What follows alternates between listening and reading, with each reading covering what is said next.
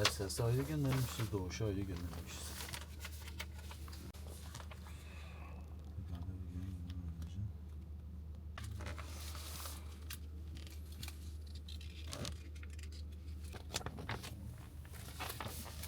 Sigorta. Bunlar aracın verilen dilekçe.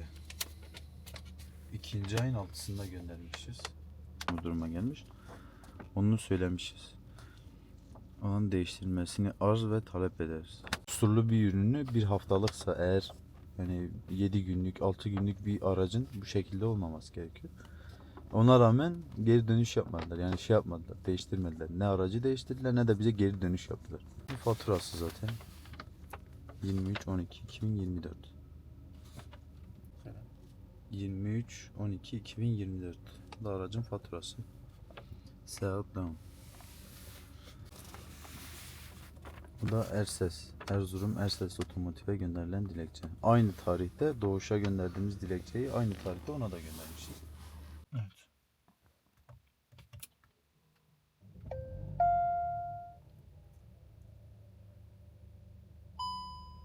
Hata hava yastığı.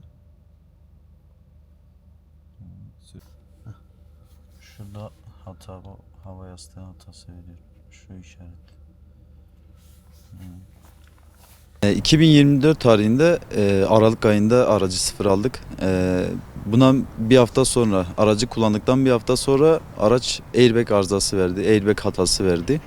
Airbag hatasını Doğuş Otomotiv'e ve Erses Otomotiv'e bildirdik fakat herhangi bir geri dönüş sağlamadılar. Herhangi bir aksiyon da almadılar. Yani sürekli hatta gidip geldik. 5-6 defa Erzurum'a sürekli gidip geldim bu hatadan dolayı. Airbag kutusunun değiştirilmesi gerektiğini söylediler. Sonra bir sürü işlem yaptılar. Yani nasıl bir sürü işlem yapmak istediler daha doğrusu. Sonra yazılımsal bir hata olduğunu söylediler. Yazılımsal hatanın da yani düzeltileceğini, yeni yazılım atılacağını söylediler. Fakat hiçbir geri dönüş sağlanmadı. Bu sonlarda zaten yazılım hatasıyla alakalı bir durum şöyle. Yazılımı atacaklarını söylediler.